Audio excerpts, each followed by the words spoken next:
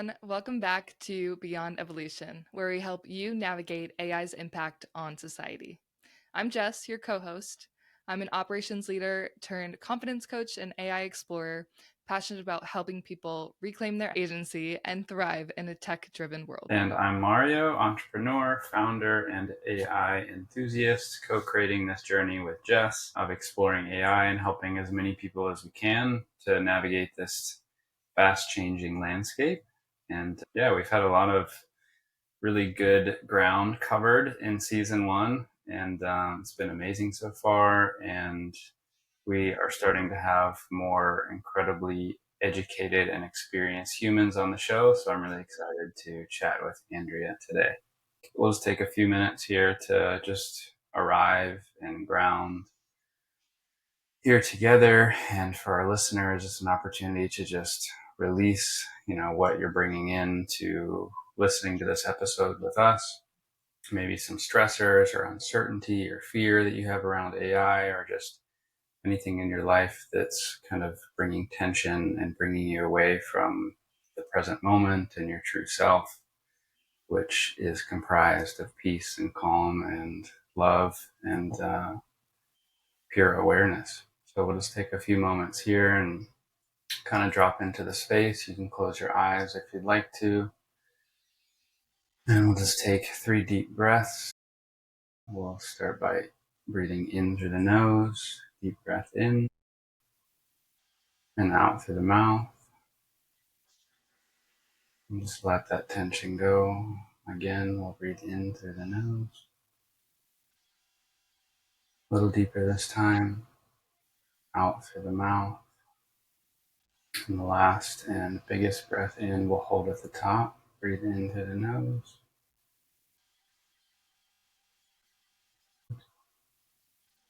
And out through the mouth. Just let it all go. Whatever you need to let go to arrive here. Keep your eyes closed. And we're simply just dropping into this present moment, to this space, to our true nature.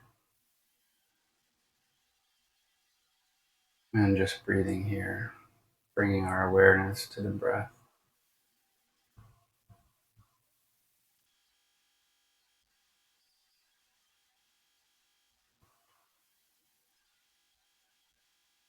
And again, whatever you feel like you brought into today, just allow yourself to release and pause, or set that aside if it's big, if it feels heavy enough, and just be here.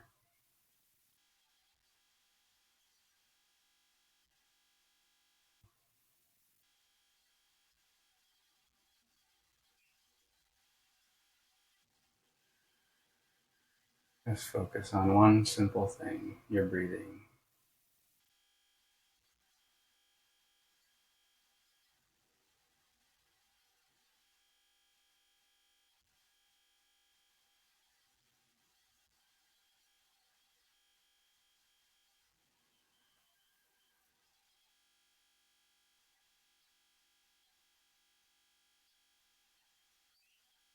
With life in general, and especially with a fast changing modern society, it's very easy to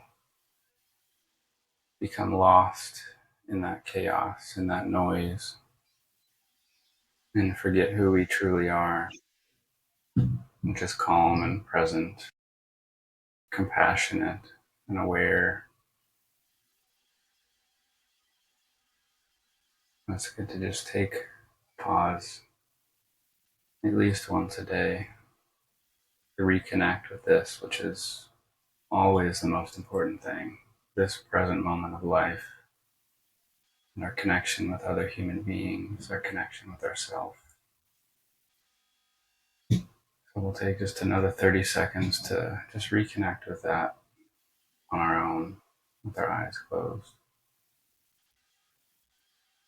And then I'll bring you out slowly.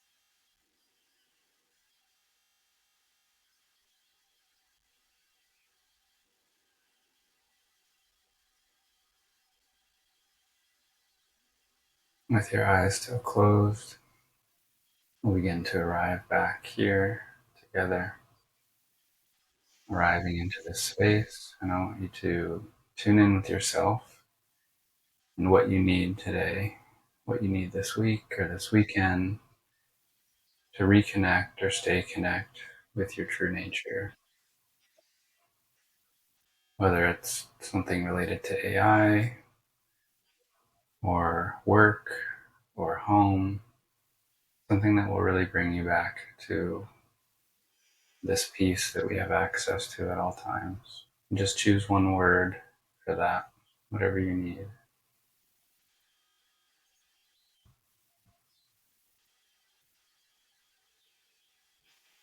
And when you're ready, you can open your eyes.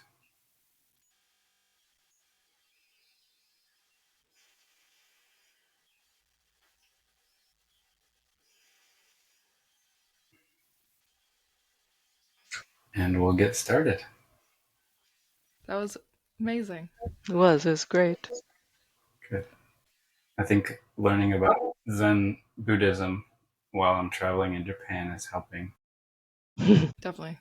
Awesome. So we will hop into the conversation. I will first introduce Andrea and then we will hop into the interview and the questions. So today we have Andrea Miller as our guest. Andrea is CEO of Leadwell Company and an AI trainer and strategist who helps leaders and organizations implement AI in ways that actually work. Practical, human-centered, and designed for real transformation. A former tech skeptic turned AI advocate, she specializes in bridging the gap between AI innovation and the human dynamics of team and change management. With over 20 years of global experience coaching leaders across 50 plus countries and working across sectors from UN agencies to health tech, Andrea combines deep expertise in adaptability and emotional intelligence with strategic AI implementation.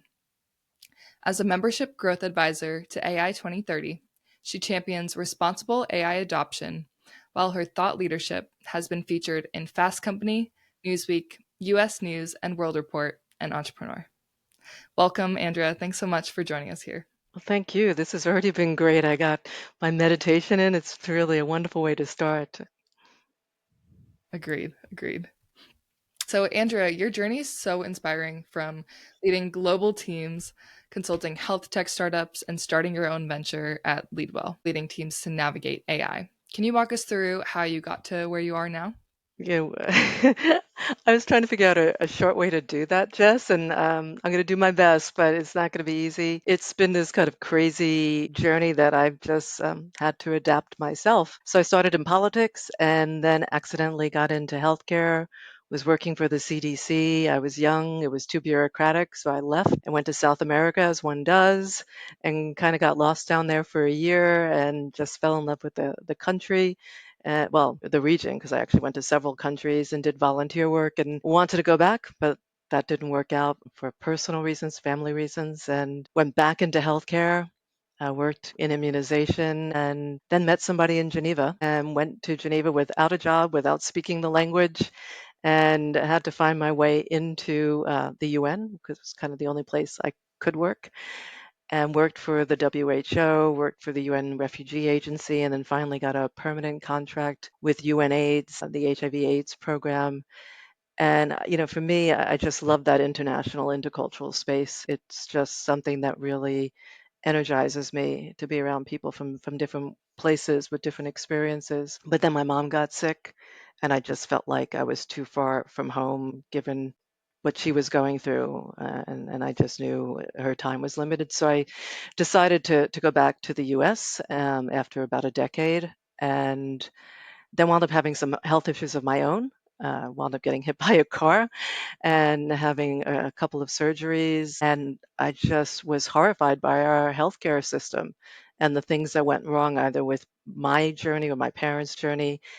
And I just needed to make sense of it. So I got very involved in health tech and patient experience, turned it into a job, worked with Siemens Healthineers for a bit, and worked with some health tech companies advising them. And then COVID happened, And so that wasn't a thing anymore as much. And I also saw where my journey kind of mirrored what people were going through during COVID. So I got my health coaching certification and then my executive coaching certification, because in my mind, if you don't feel well, you can't work well. And that's kind of how Lead Well was born. And then one day I signed up for this thing called OpenAI. Didn't really know what it was, but I knew when I came back from Geneva, I was technically behind.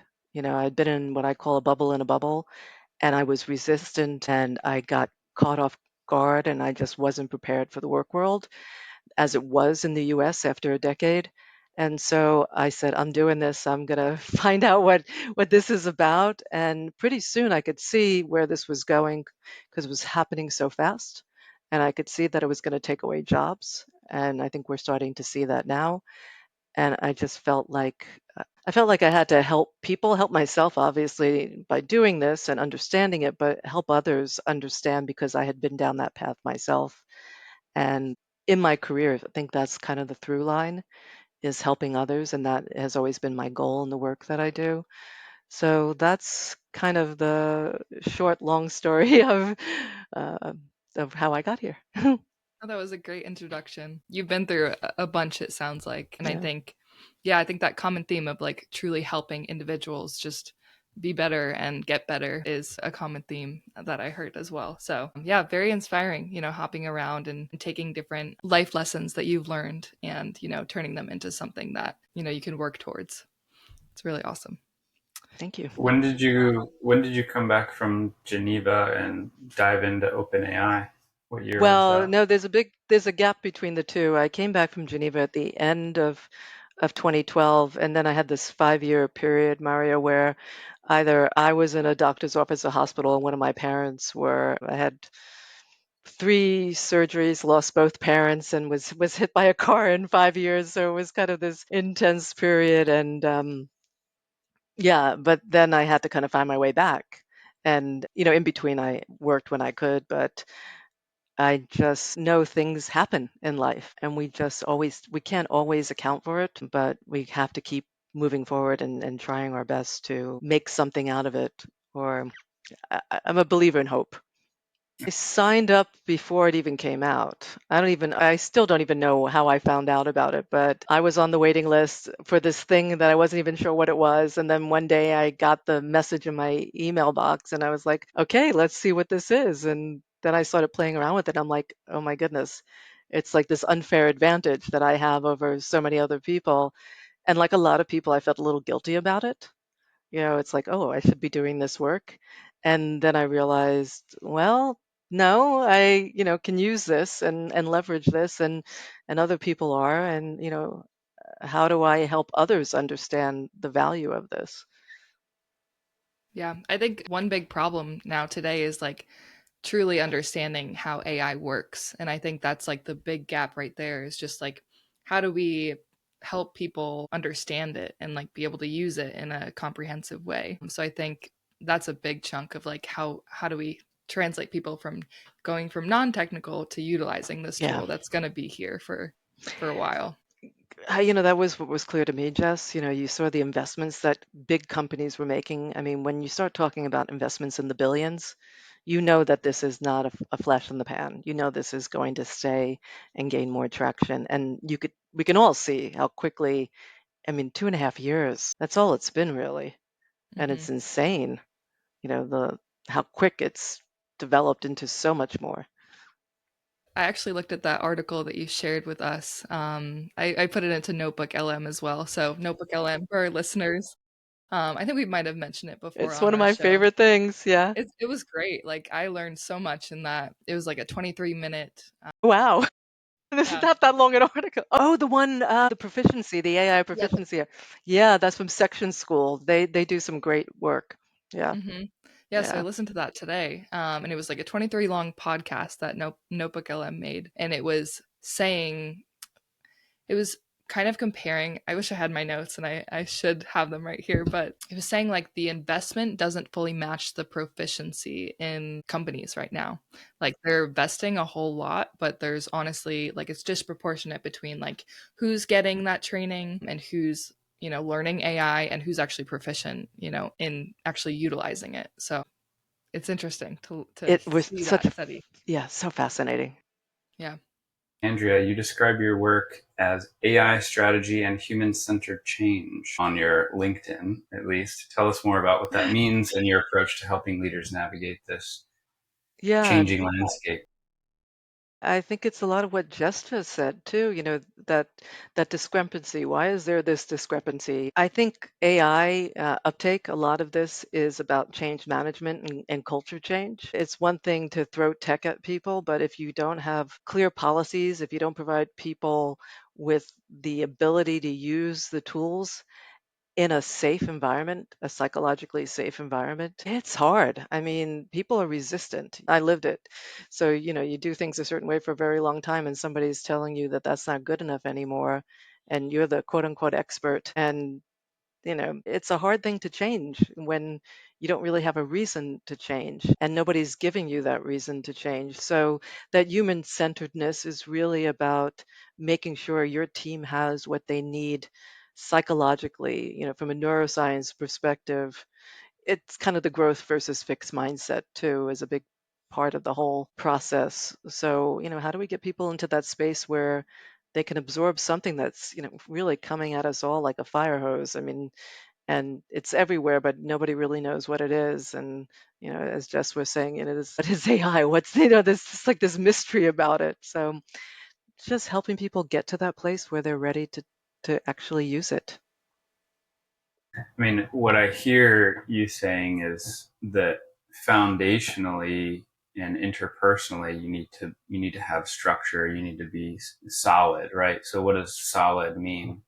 If I'm interpreting that correctly. Yeah, no, I think you're interpreting, well, at least my definition of it correctly. I think it just means, do people have what they need? And of course, that's different for different people, but generally speaking, for example, a lot of companies are just saying, go use AI. A lot of people use Microsoft because it's built in. Go use it. You have your AI there, but they don't know how to use it properly. They don't have company policies. Some of them may be using it on their own, at home using ChatGPT, and they're like, "Well, I'm not going to use Microsoft. Forgive me, Microsoft, but that kind of sucks."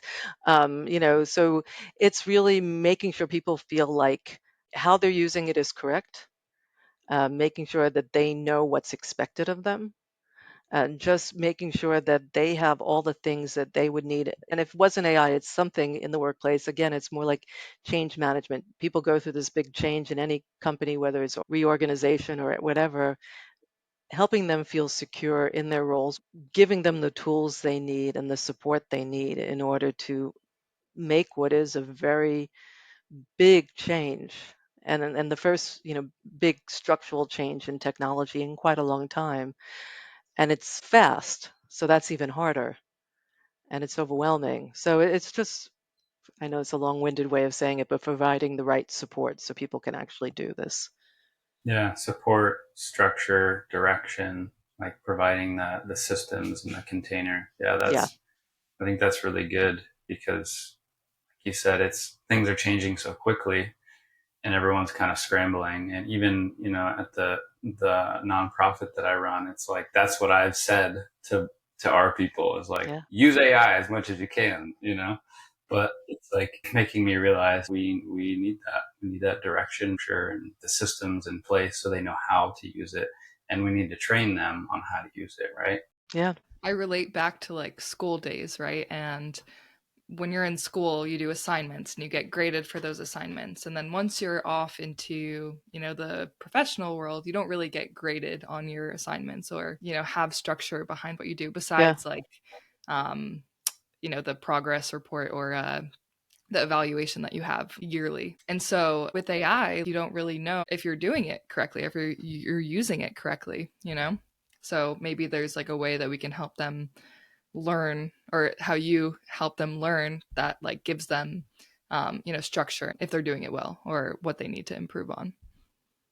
yeah. From my HR perspective, there's a company called Gallup, and they do this thing called the Q12, and it's basically like the 12 questions, 12 things that people kind of need to really be at their best at work. And one of them is really understanding what's expected of them.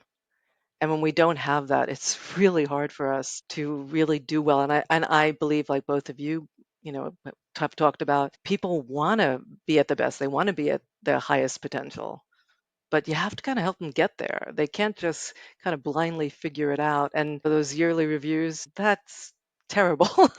When you give feedback, you want to give it more regularly so people actually know how they're doing.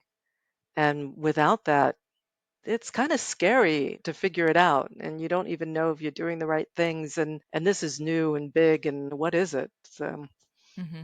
yeah. Andrea, can you walk us through a recent project where you helped a traditional corporate team adopt an AI tool and guided the human side of that transition? So I recently worked with a small company, about 50, 60 people, and part of the process, what I go through with any company is finding out what they're already using, what they're already doing.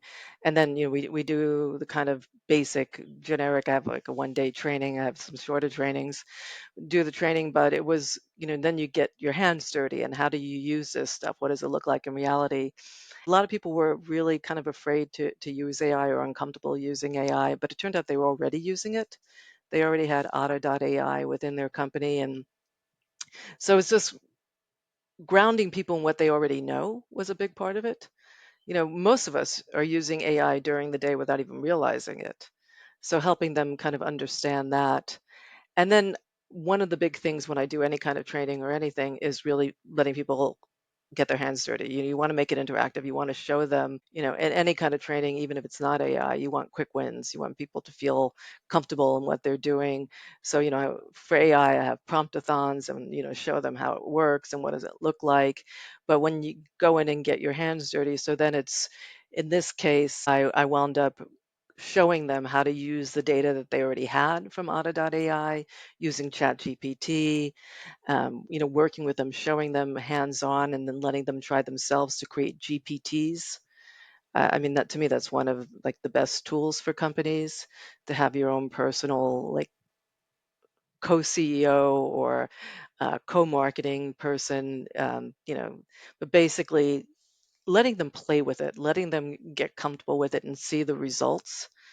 And then also working with them to understand that it's not going to be perfect and that sometimes you're going to get a really bad result and that you really have to persist or you have to decide that you're going to do it yourself and figuring out that too. But it really is a lot about working with the team. One of the things I talk about in general, and not only with AI, but I think it's even more important with AI, is the thing they call psychological safety. With AI, I think it all starts with the leadership teams. So them saying, okay, I'm trying this, it's not working, I'm having a hard time, this stresses me out, kind of modeling that it's okay if it's not perfect. And that the expectation is for it not to be perfect, but to keep trying until you get to whatever perfect looks like for you, something that's better. And it's creating that culture where it's safe to try and great to learn, and that we just keep on doing that and we keep supporting one another in doing that, and really just breaking down those typical barriers of I have to perform at this level, and if I don't perform at this level, then it's wrong, it's bad, and I can't tell anyone that I don't know what I'm doing because it's not good enough. So just letting people know that this is an experiment. It's also one of my favorite words in coaching. Let it be an experiment, see how it goes, bring down the temperature a little bit. Not everything has to be perfect right away. So Yeah, it's awesome. Like the types of stuff that you do with teams. I think the promptathons, I like the terminology there, and it's great to like be able to learn how to prompt because I think that's a huge part of utilizing AI. And then you mentioned psychological safety, and I think that's so key in like creating that safe environment for people to be able to try and try without, fear of failing. And that it's okay to try. And I think that really stems from leadership. yeah, Leadership, they need to set an example. And when they set that example of I'm going to try, it encourages other people to do that as well. So amazing. Yeah, it seems like top down is the way to go. setting the example, creating the structure. And yeah, I know on another podcast you said that today's leaders need adaptability more than experience. Mm. How do you cultivate and teach that with the people Mm. that you train? And what can our listeners do to cultivate that adaptability for themselves? It's an interesting quality and concept. I mean, part of it is the psychological safety, part of it is knowing that it's okay to make these changes and adapt. So it's the environment is a big piece of it. But it's also about, having this willingness to explore and be curious and see what's possible and recognizing that it won't probably be perfect and that's okay. And to some degree, a level of grit and resilience. Yeah, sometimes I like to say one of my superpowers is how stubborn I am. So I just keep trying and recognizing that it's okay for it not to be perfect. And the idea is to understand it. And just a personal example that I wrote about the other week, I've started using make.com because I decided I wanted to understand how to do an automation myself. And I was following along with somebody on YouTube and I wasn't getting it right until I got it right. But I wanted to understand the process. So I kept doing it in order to understand the process. And yeah, it took me longer than, he made it look like it was so easy, but I learned a lot. So it's really being able to accept that it's going to be messy and annoying and frustrating. And that's what change can look like sometimes.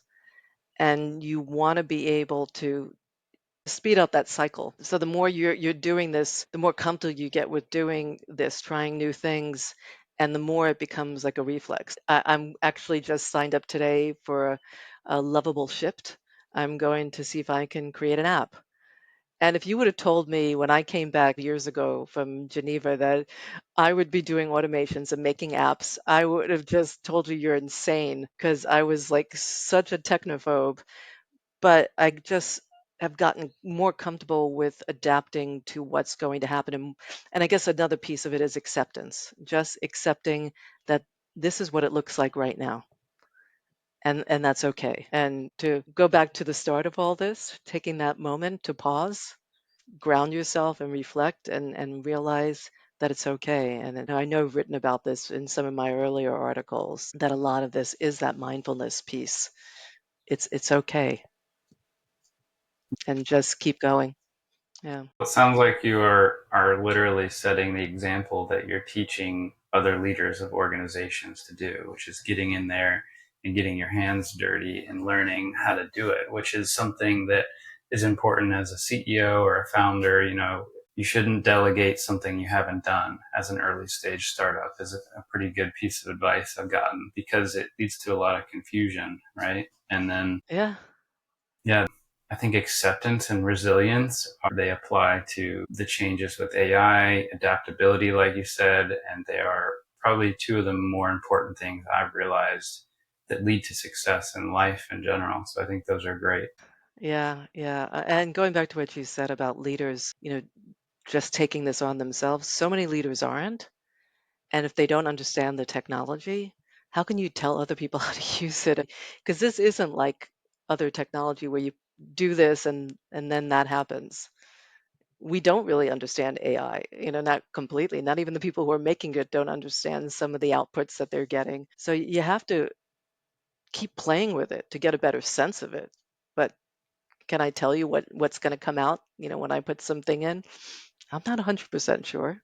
And if I put in the same thing over and over again, I'll get a different response over and over again. So that's life. Yeah, exactly. Well, thank you for sharing. I think that'll be really helpful for it's helpful for me, and I think it'll be helpful for our listeners, especially our entrepreneurial listeners. What types of AI tools do you use most often, and what do you enjoy using the most? Great question. Because it's what I use most often, which is ChatGPT. I mean, it's just kind of like my Swiss Army knife of tools. I could just use it for so many things, and it knows me. It was a little creepy when it was calling me by my first name when they had changed the settings in the algorithm, and that was kind of a little weird. But it knows my style, and I have my GPTs and I have my projects, and they just changed that. You can use all the models in the GPTs and the projects now, so I haven't played with that yet. But that's kind of like my standard go-to for most basic things. I use Claude every now and then. The context window was so small and it just kept crashing on me and telling me I couldn't use it that I refused to pay for it anymore. I'm loving Perplexity Labs lately. I don't know if you've tested that out, but the assets are really cool and super fun. I use Notebook LM. I love Notebook LM. Like you, if I have a big document, I'd much rather listen to a podcast. I think it's a lot more fun to, and then now with the mind maps and then also the other sources that you can find. I mean, it's a great tool.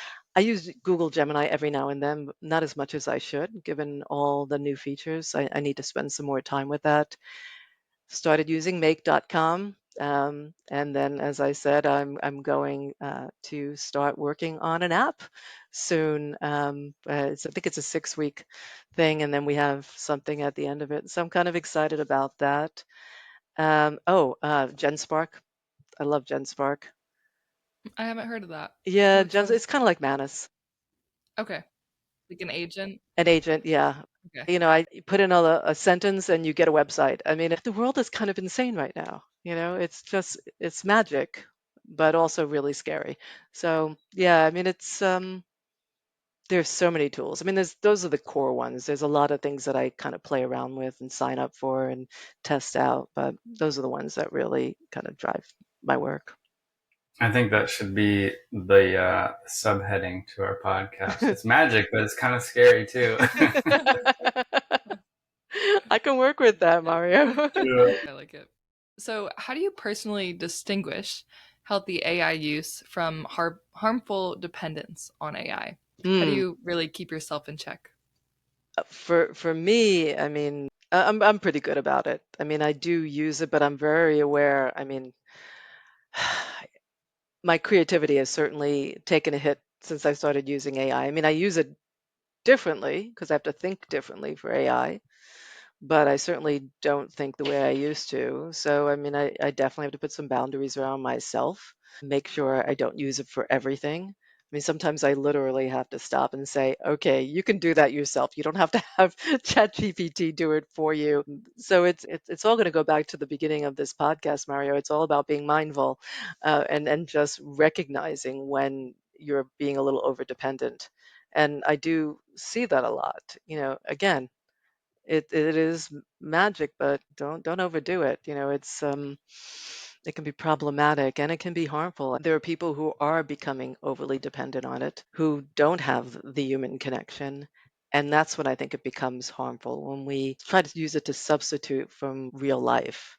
It's one thing to use it, and I always like to think of the A as augmentation, but it's another thing to just let it take over how you live, and that's not healthy. Hmm. Exactly. Well, it's great to hear that you have that mindfulness and you're aware of like your balance. I think that's really important when Most of the utilizing time. these tools. Yeah. Where do you see the biggest risk that Gen AI could erode core human skills like empathy or critical thinking? And how should leaders respond? So, it's really interesting. I was thinking about these topics recently. There was a big article that came out in terms of education, and they were talking about how a lot of students are just basically going to ChatGPT or whatever their LLM chatbot of choice is and getting the answer and submitting that, and critical thinking it has eroded already in certain settings for certain people. So we really want to make sure that we're helping people to think more critically and what that looks like, what that means with an LLM, with AI in our lives.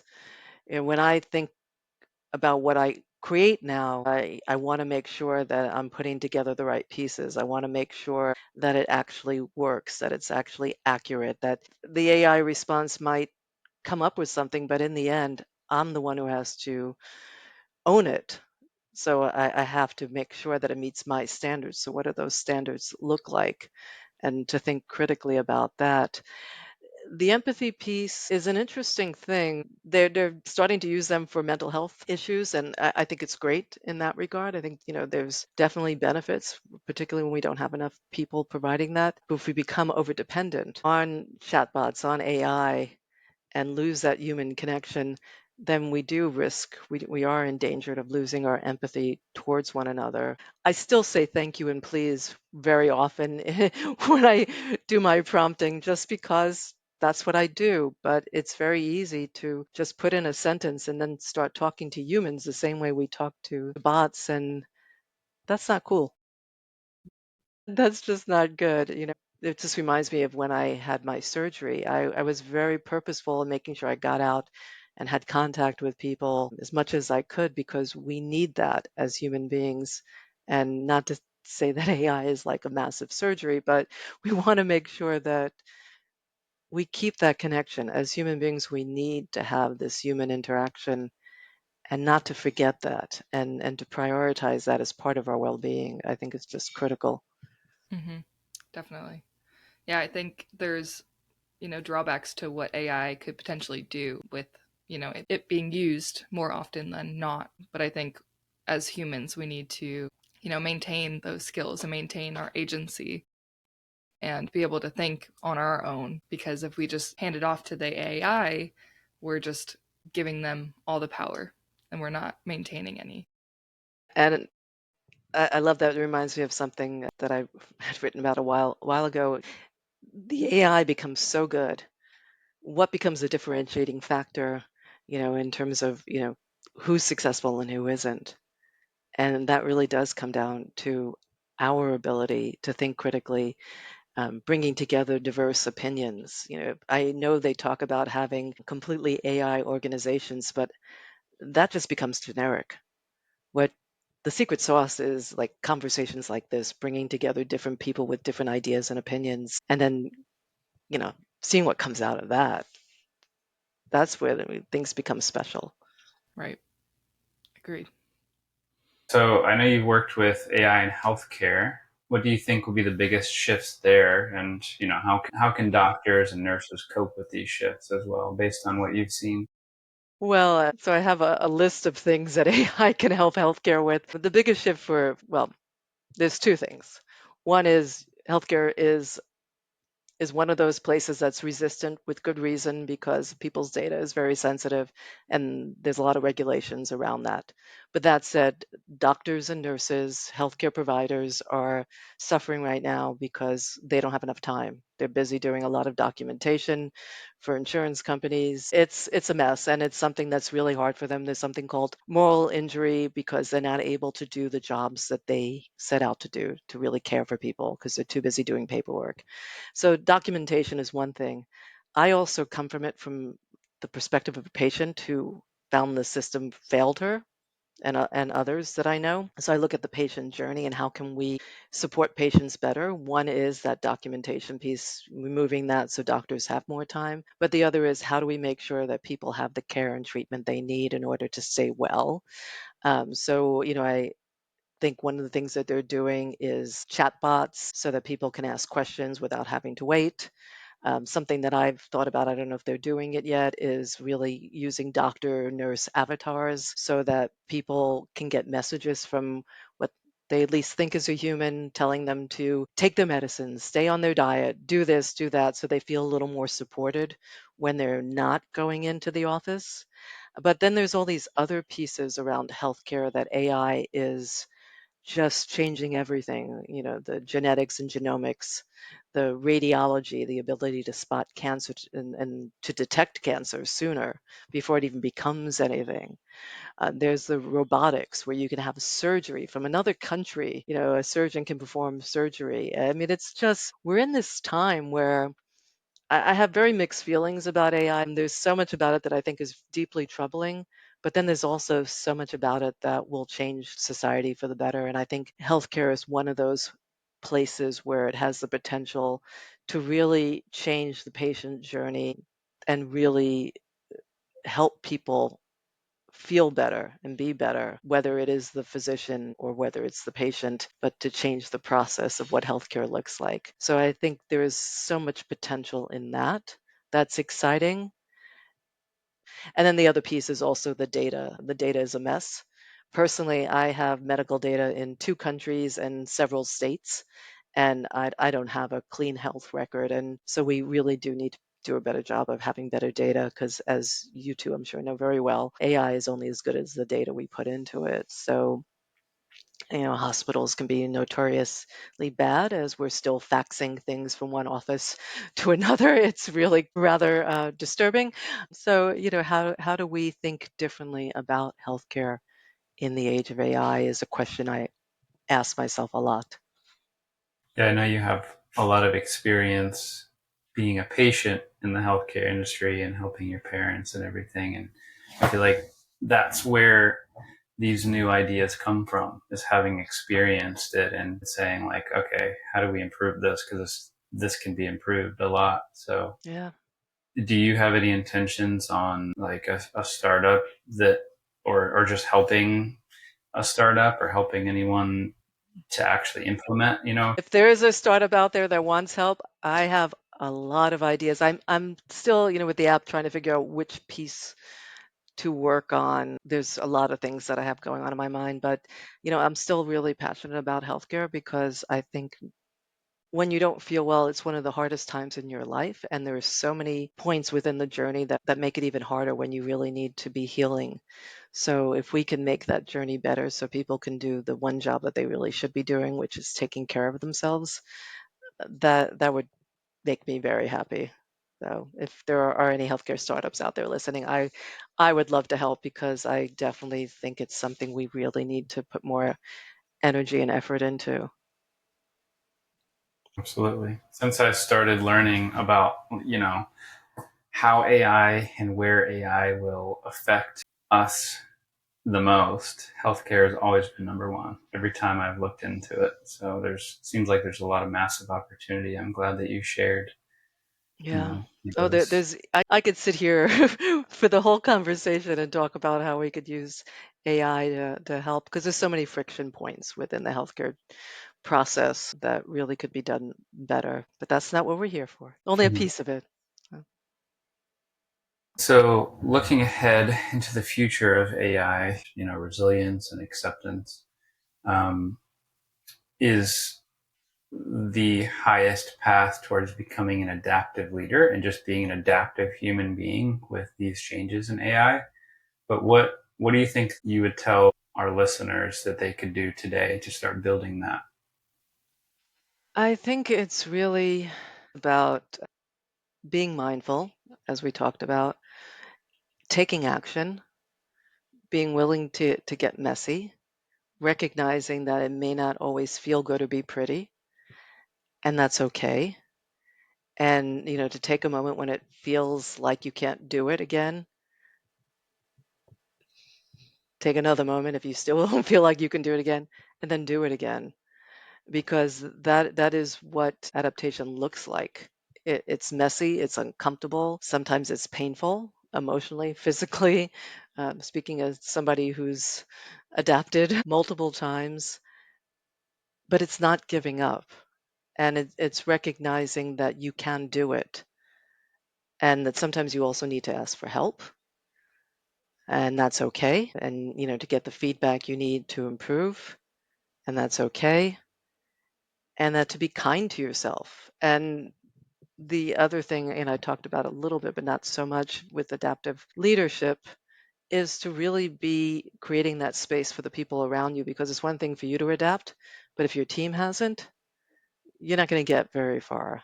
So to make sure you're creating that space for the people around you, even if you're not a leader in the technical sense, you are leading. Everything we all do, we're leading people around us. So you're demonstrating something by doing these things, and trying and enjoying the ride. Even my big messy automation, it was like there was a feeling of accomplishment at the end of it. Okay, I did that. I didn't think I could do that. I did that. Okay, it took me probably 5 times as long as somebody else, but I did it. So it's okay, and it'll take less time next time.